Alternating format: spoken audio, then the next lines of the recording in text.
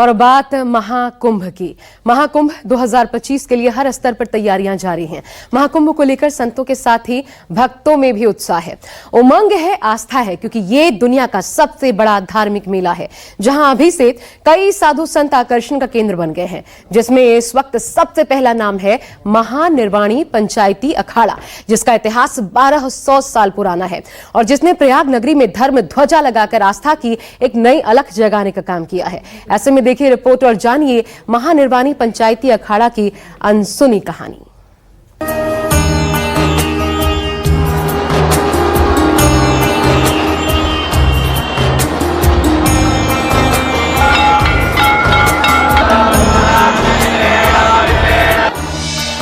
सन 805 से हिंदुत्व के रक्षक, परंपरा, आस्था, सनातन।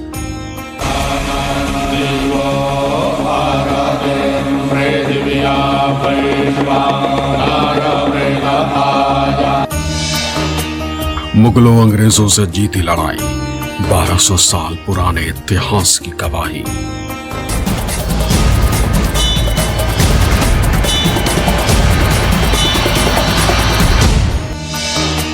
महानिर्वाणी पंचायती अखाड़ा, महाकुंभ में धर्म ध्वज गाढ़ा।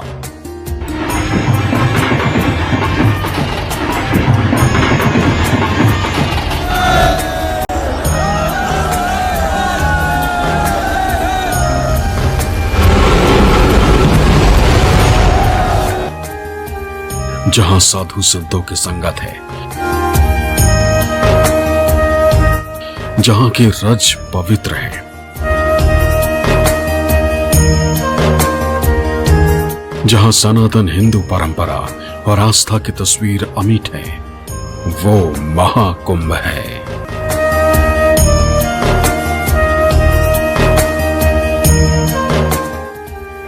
सैकड़ों सालों से त्रिवेणी के तट पर आस्था की परंपरा सदियों से चली आ रही है, लेकिन इसे संजो कर रखने का काम सिर्फ और सिर्फ साधु संतों और उनसे जुड़े अखाड़ों ने ही किया है, जिसकी वजह से करोड़ों श्रद्धालुओं की आस्था कुंभ से लगातार चली जा रही है। ऐसे में अब वो दिन दूर नहीं, भक्ति के अनोखे रंग में रंगे महाकुंभ की छटा देखते ही बनेगी। हर कोई इस रंग में रंगना चाहेगा, जिसके इंतजार की घड़ियां बस खत्म होने वाली है और नजदीक आने वाली है वो शुभ घड़ी। सनातनी जिसकी प्रतीक्षा पिछले 12 वर्षों से कर रहे थे। महाकुंभ मेले में नागा सन्यासी, महामंडलेश्वर, महंत, साधु संत और मठाधीशों का जमावड़ा शुरू हो चुका है, जिस दौरान हर रोज नए नए कार्यक्रम प्रयाग नगरी में आयोजित किए जा रहे हैं।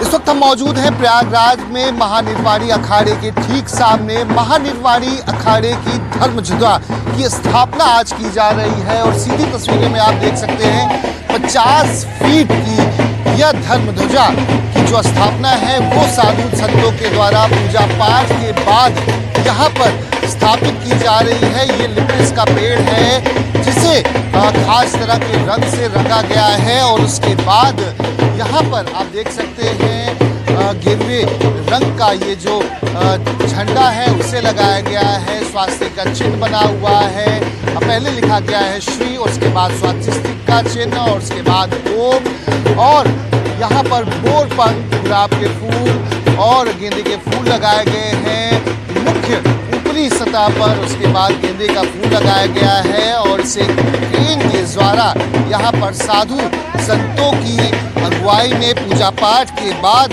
इसकी स्थापना यहाँ पर की जा रही है। श्री पंचायती अखाड़ा महानिर्वाणी में धर्म ध्वजा स्थापित करने की परंपरा है। महाकुंभ की शुरुआत से पहले ही महानिर्वाणी अखाड़े के आराध्य इष्ट देव भगवान विष्णु के 24 अवतारों में 5वें अवतार भगवान कपिल महामुनि है। इसीलिए अखाड़े की छावनी में इष्ट देव की स्थापना के पहले धर्म ध्वजा स्थापित की जाती है, जो पूरे महाकुंभ के दौरान शान से फहराता रहता है। बहुत ही शुभ अवसर है महानिर्वाणी अखाड़े के लिए, क्योंकि आपको बता दें कि कुल प्रयागराज में 13 ऐसे प्रमुख अखाड़े हैं जो अलग अलग दिनों पर, अलग अलग समयों पर धर्म ध्वजा की स्थापना करते आए हुए हैं। और आज रविवार का दिन है, 22 दिसंबर है। महानिर्वाणी अखाड़े की तरफ से आज धर्म ध्वजा की स्थापना यहाँ पर की जा रही है। आपको बता दें कि पहले पूजा पाठ की गई, मंत्रोच्चारण किया गया और उसके बाद यहाँ पर धर्म ध्वजा की स्थापना की गई। शुभ मुहूर्त में अखाड़े का धर्म ध्वजा स्थापित किया जाता है। महानिर्वाणी अखाड़े में 52 हाथ यानी करीब 78 फीट लंबी धर्म ध्वजा स्थापित किए जाने की परंपरा है, क्योंकि अखाड़े में 52 मढ़ियां होती और 52 शक्तिपीठ भी हैं। धर्म ध्वजा स्थापित करने से पहले उस पर रस्सी लपेटी जाती है और गेरू से उसकी पुताई की जाती है। गेरू भी सत्य और सनातन का प्रतीक है, इसलिए धर्म ध्वजा में गेरू का लेप किया जाता है। धर्म ध्वजा धर्मदंड है, जिसे गेरू और रस्सी के जरिए वस्त्र पहनाया जाता है। रस्सी और गेरू को धर्म ध्वजा का श्रृंगार माना जाता है। महानिर्वाणी और अटल अखाड़े में धर्म ध्वजा के साथ ही पर्व ध्वजा भी स्थापित किए जाने की परंपरा है।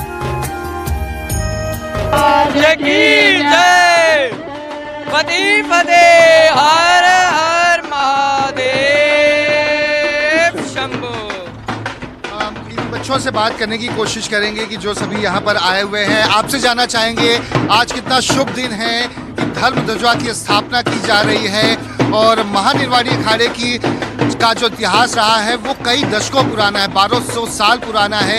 इसके इतिहास के बारे में बताएं, किस तरह से प्राचीन कुटिया जो उस समय से शुरुआत की गई थी, गाय के गोबर से लेकर किया जाता है, और किस तरह से विधि विधान से आज पूजा पाठ किया गया, धर्म ध्वजा की स्थापना हुई। उसके बाद एक राजसी सवारी जो यात्रा है वो इसके बाद निकलेगी। आज जो है अटल अखाड़ा शंभू पंचायती का जो है ध्वजारोहण हुआ है।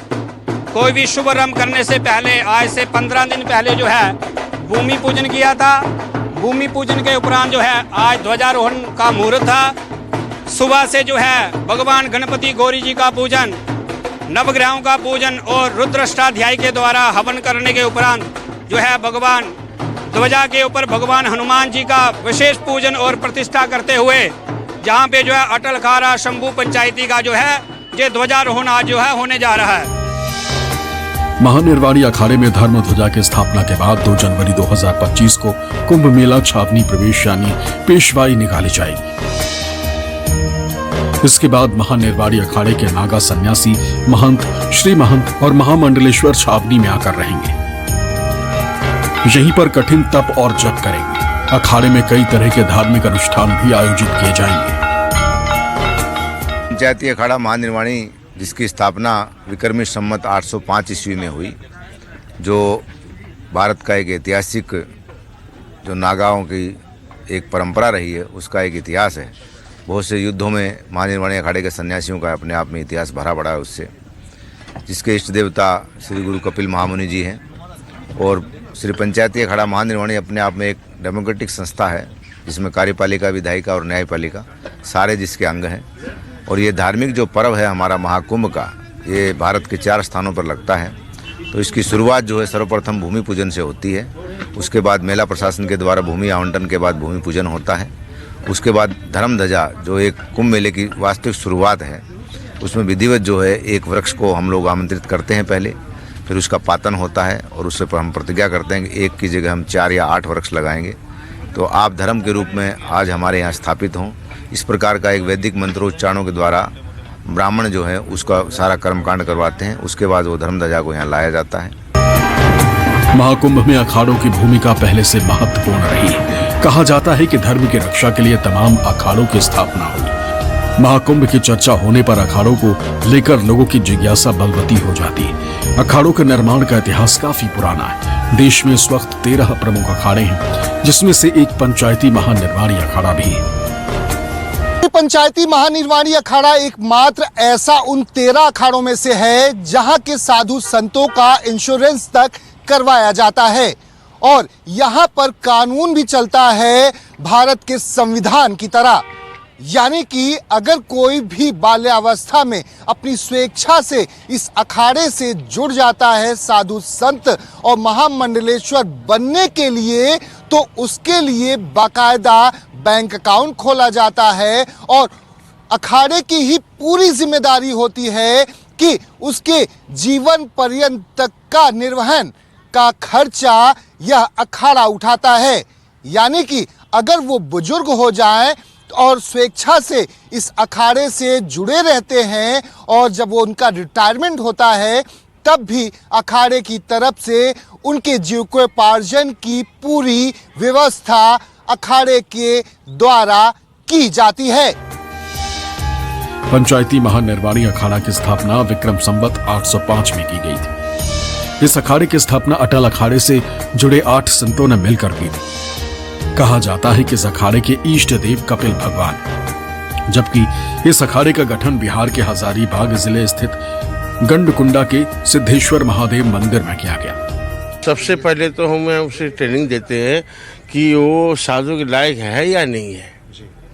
सबसे पहला अगर ट्रेनिंग में उत्तीर्ण होता है, मान के चलो उत्तीर्ण होता है, तो हम उसे पहले तो ब्रह्मचारी में रखते हैं। उसके बाद हम उसे आज जैसे कुंभ प्रयोग हो रहा है, इसी में हमारे आचार्य जाएंगे और उनके सन्यासी की दीक्षा देंगे। हालांकि प्रयागराज पहुंचने पर इस अखाड़े का नाम श्री पंचायती महानिर्वाणी अखाड़ा कर दिया गया, जिसके बाद इसमें अटल अखाड़े के कई साधु संत शामिल हो गए और फिर इस अखाड़े को शक्ति के रूप में भाले दिए गए। बता दें कि पंचायती महानिर्वाणी अखाड़े का इतिहास 1200 साल पुराना है। श्री पंचायती महानिर्वाणी अखाड़ा को गुरुकुल में ही जब बाल्यावस्था में बच्चे आते हैं तब उन्हें शिक्षा दीक्षा देनी शुरू हो जाती है और कुल इसके 3 चरण होते हैं और 3 चरण में उन शिष्यों को अलग अलग परीक्षाओं से गुजरना पड़ता है। यहाँ तक कि जब विदेशी आक्रांता जब भारत की धरती पर आए हुए थे, जब राजा महाराजा तक उनसे लड़ाई नहीं लड़ पा रहे थे, तब इन्हीं के नागा साधु संतों के द्वारा अस्त्र शस्त्रों के द्वारा उनसे किस तरह से लड़ाई में मोर्चा संभालना है उसके लिए पूरी तैयारी की गई थी। यहाँ तक कि उन्हें युद्ध में भी मात दे दी गई थी और इनका इतिहास तकरीबन 1200 साल से ज्यादा पुराना है। भालों को कराया जाता है स्नान। शक्ति स्वरूप भाले का नाम भैरव प्रकाश और सूर्य प्रकाश है। दोनों ही भाले शक्ति के स्वरूप माने जाते हैं और अखाड़े में इनको मंदिर के अंदर इष्ट देव के पास रखा जाता है। इष्ट देव के साथ ही शक्ति स्वरूप दोनों भालों की भी पूजा की जाती है। कुंभ मेले के दौरान शाही स्नान की यात्रा में सबसे आगे अखाड़े के 2 संत इन शक्ति स्वरूप भालों को लेकर चलते हैं। सबसे पहले भालों को स्नान कराने की भी परंपरा है। अखाड़े के सचिव का कहना है कि जिस वक्त अखाड़े की स्थापना की गई थी उस वक्त के हालात आज से भिन्न थे। सनातन धर्म पर हमले हो रहे थे, तब अखाड़ों ने ही सनातन धर्म के साथ हिंदुओं की रक्षा के लिए कई युद्ध लड़े और जीते थे। अखाड़ों की ही देन है कि आज देश में सनातन धर्म के साथ ही हिंदू सुरक्षित बचे हुए हैं। अखाड़ों से समय समय पर राजाओं ने भी मदद ली और कई युद्ध जीते। महानिर्वाणी अखाड़ा ने काशी विश्वनाथ के महायुद्ध में भी जो ज्ञानवापी का युद्ध हुआ था उसमें बहुत बड़ा योगदान रहा है। 1664 में औरंगजेब की सेना को भगाया वहां से। 40,000 नागा सन्यासी हमारे काशी विश्वनाथ की रक्षा में तैनात रहे हैं। तो भारतीय इतिहास के अंदर इतिहासकारों ने जरूर कहीं से अपनी आंखें बंद कर ली होंगी, लेकिन इन धर्म योद्धाओं का वर्णन करना वो जरूर भूल गए होंगे। हमारे वीर राजाओं का भी वर्णन करना भूल गए, तो इन साधु सन्यासियों का तो कहां से करेंगे वो लोग।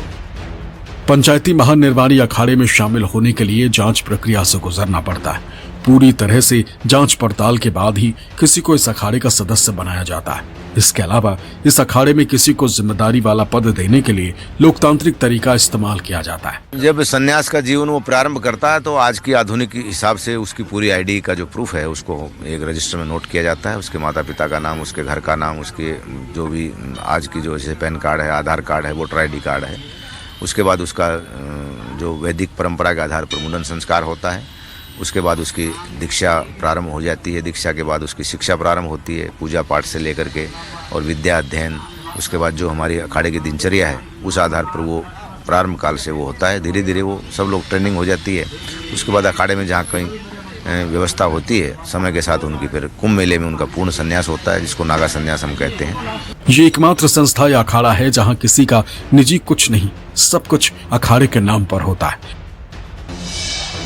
यहाँ के संत जब वृद्ध हो जाते हैं, रहने खाने, इलाज, मृत होने तक अंतिम संस्कार तक की सारी व्यवस्था, खर्च अखाड़ा ही उठाता है।